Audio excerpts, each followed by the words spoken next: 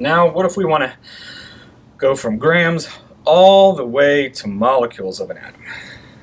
Or all the way grams all the way to molecules or an atom, I should say. Just depends. Well, we're starting with grams of a substance. We then need to get 2 moles of that same substance. Then we need to convert to moles of the other substance, and then 2 atoms or molecules of the substance we converted to. So, in this case, we have a new number we're working with. In this case is 5.86 grams of copper oxide. So we have 2 different problems we're doing, but we're starting with grams of both, so they start out identical. We still need our balanced equation. So if remember, we always have to get to mole to mole conversion. So our problems, if we're doing 2 of them from the same reaction, are always going to start out the same, right? We're trying to get to moles. So grams to moles is our first step here. We know that grams has got to go on the bottom because that's what we've got. And they need to cancel. And then we want to get those grams to moles. So moles has to go on top as well.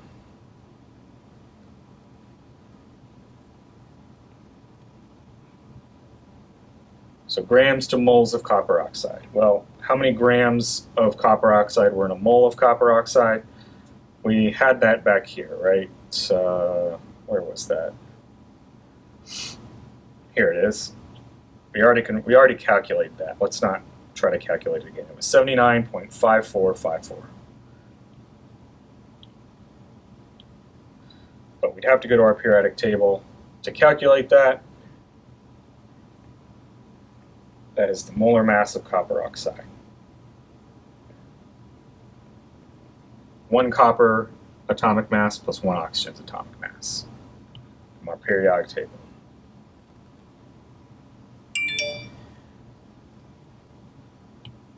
Alright, so that gets us to moles of copper oxide.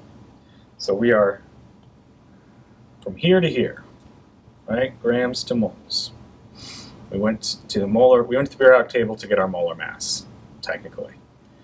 All right, now we use our coefficients in our equation to get to the moles of our substances we want to get to. Here we'll want to get to carbon. Here we'll want to get to carbon dioxide.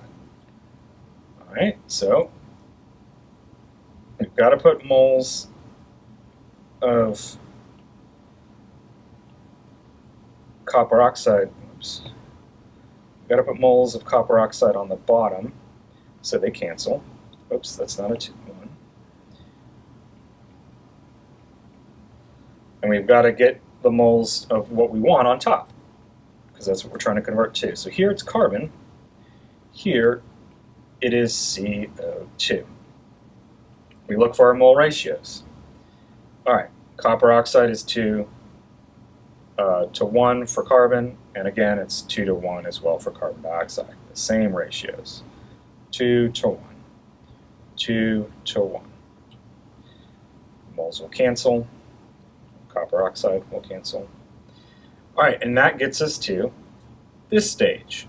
Now our last conversion is to get those to either atoms or molecules using Avogadro's number, right? So, one more conversion and we'll have it all set up.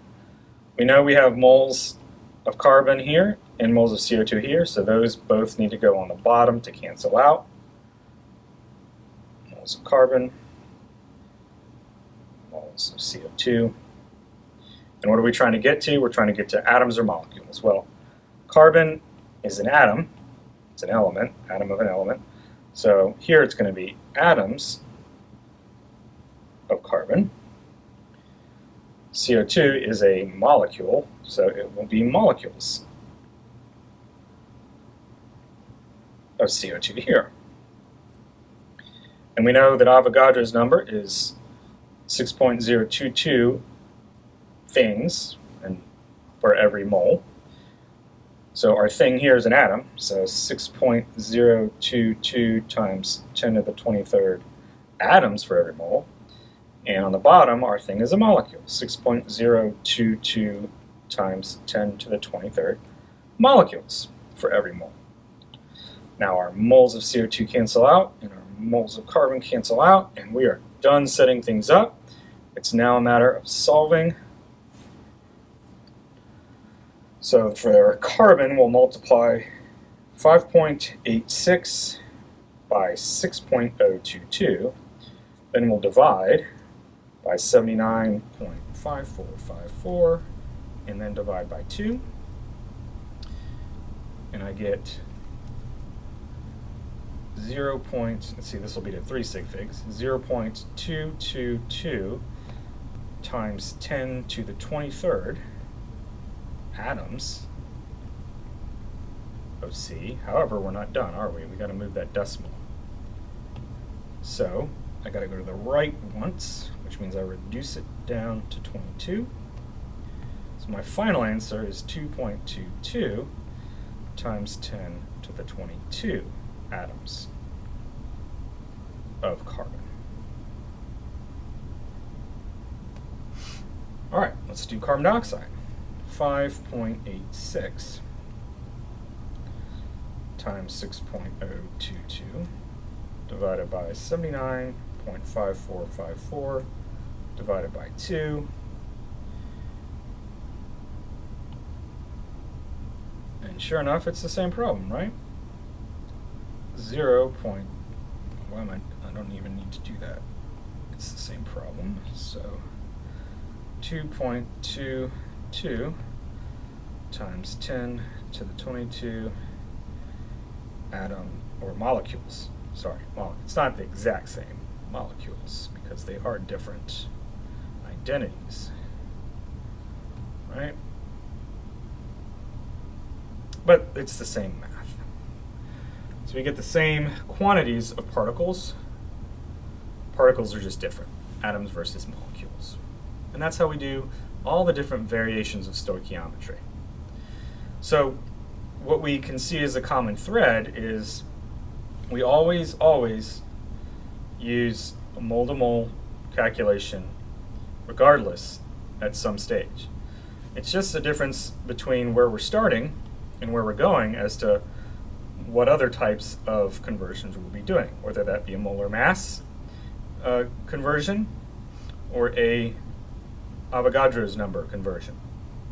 And what we start with is going to determine, are we multiplying by our molar mass or are we dividing by our molar mass? Are we multiplying by our Avogadro's number or are we dividing? And if we follow our steps for dimensional analysis and we take the time necessary to plot out how our conversion is going to look in advance, then we'll be successful. Make sure we keep track of sig figs, and we always change to proper scientific notation as well. Make sure you balance your equation, and you'll get to the right answer with practice. So, we'll get some practice problems in as well, and we'll go over those problems together.